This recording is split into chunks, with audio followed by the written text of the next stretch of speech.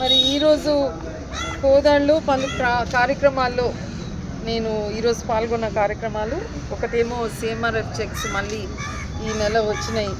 దాదాపు 312 చెక్కులు, దాని విలువ 1,18,00,000 దాదాపు విలువకు నేను అందరికీ కూడా ఈ 6 మండలాల్లో మరి టౌన్లో కూడా ఇవ్వడం జరిగింది.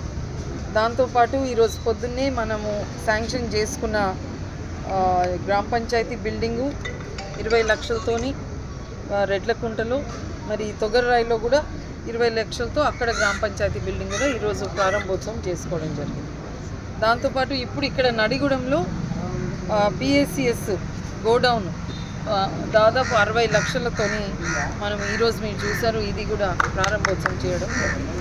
మరి గతం ఇప్పుడే పెద్దలు ఎవరో గుర్తు చేశారు, నవోదయ స్కూల్ కూడా మన కోదాడ కోసం తీసుకురావడం జరిగింది. మన వాళ్ళందరికీ కూడా మంచి వెరీ హై స్టాండర్డ్ ఎడ్యుకేషన్ ఇక ముందు మనం తెచ్చిన